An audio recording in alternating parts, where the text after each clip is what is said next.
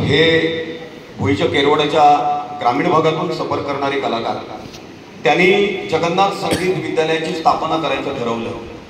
त्यावेळी सुरुवातीच्या कालखंडामध्ये त्यांच्या बरोबरीनं मी होतो, कारण माझी ओळख कशी झाली की वसंत पार्शेकर बुवांकडे ते मृदंगाला साथसंगत करायला असायचे आणि पार्शेकर परिसरातील सगळी मित्रमंडळी आणि आम्ही एकत्रित काम करायचो. त्यावेळी दादा परब हे सदोदित त्या ठिकाणी यायचे आणि त्यामुळे भेटीगाठी होत राहिल्या आणि मित्रत्वाचं नातं दुगुणित होत गेलं. आणि त्यांनी असं ठरवलं की आपण पखवाज क्षेत्रात मार्गदर्शन घेऊ इच्छिणाऱ्या मुलांसाठी आपण एक संगीत विद्यालय स्थापन करूया. आणि त्यांनी त्यांचे मित्र हिरलेकर यांच्याशी भेटीगाठी घेतल्या आणि त्यांचे मालक मला वाटतं सावंत सर जे मुंबईला होते, त्या दाम्पत्याने आम्हाला सत्कार भोजनालयाच्या खाली अगदी शेवटी गेल्यानंतर त्या कालखंडात तिथे आम्ही ज्यावेळी चालू केलं त्यावेळी तिथे काही नव्हतं, शेतमळा होता सगळा, फक्त तो एकमेव बंगला होता. त्या बंगल्यात आम्हाला संगीत विद्यालय चालू करण्यासाठी जागा उपलब्ध करून दिली. सुरुवातीला कसं झालं माहिती आहे की काही काही गोष्टीची जाण नसते. सुरुवात केल्याबरोबर ह्यांना ते आवडेल की न आवडेल, मालकांना आवडेल की न आवडेल. पण एकदा काय झालं माहिती आहे की मे महिन्याच्या सुट्टीत ते सावंत दाम्पत्य आलं आणि त्यांनी ते पाहिलं, अरे मुलं चांगलं वाजवतायत, चांगलं गातायत.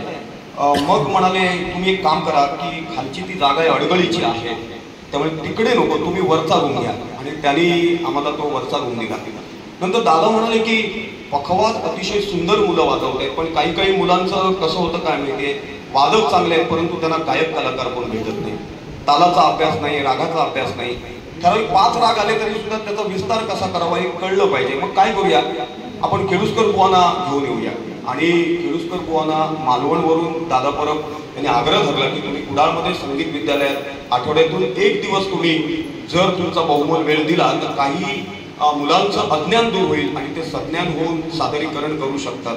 आणि केळुसकर बुवांनी तात्काळ होकारार्थी उत्तर दिलं आणि ते प्रति रविवार मला वाटतं शनिवारी ते येऊ लागले. आज जवळजवळ नाही म्हटलं तरी 10-15 वर्ष ते कुडाळमध्ये येत आहेत. अनेक विद्यार्थी त्यांच्याकडे मार्गदर्शन घेत आहेत. पण झालं कसं, दादांचे गुरुवर्य पंडित मारुती बुवा कुर्डीकर यांनी एक कारवारला कार्यक्रम ठेवला होता आणि भरतकुमार बळवल्ली यांचं गाणं होतं. तेवढी दादा आम्हाला घेऊन गेले तिकडे. आणि झालं काय की त्याच्या गायनाच्या मैफिलीच्या अगोदर दादांचा पखवाज सोलो होता आणि कुर्डीकर बुवांनी लेढा साथसंगत केली होती.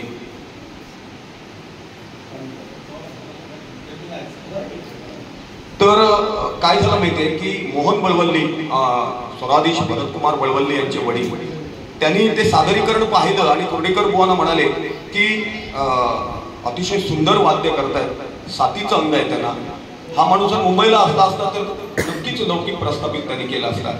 तर कुर्डीकर बुवा म्हणाले अरे त्याला मुंबईला स्थायिक व्हायला मी सांगितलंय.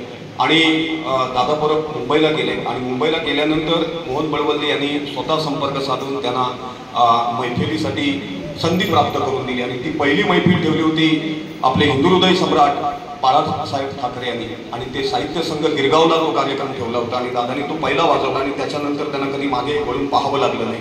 पण ह्या सगळ्या संपूर्ण कालखंडामध्ये हरिपरब आमच्या संपर्कात आले. ह्या सगळ्या गोष्टी सांगण्यामागचा हेतू एकच आहे. आणि हरिपरब याचं किती जेबीचं मेमरी कार्ड आहे मला माहिती नाही, बघेल ते करेल तो, जे बघणार ना ते तो करणारच करणार. आणि अनपेक्षित दुर्दैवीरित्या त्याला थोडंसं दिसायचं बंद झालं. त्यावेळी आम्ही सगळे मित्र एकत्रित आलो, म्हटलं याचं ऑपरेशन केलं पाहिजे. मग दादानी त्याला मुंबईला नेलं, चांगले दिग्गज डॉक्टर केले, रामानंद मोडक हे सुद्धा सदैव त्याच्या पाठीशी उभे राहिले.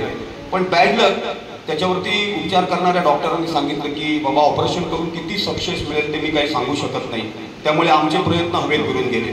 परंतु झालं काय की हा सगळा प्रसंग माझ्या जीवनात आला हे हरिपरबला कळलं, परंतु कधी तो नाव घेत झाला नाही.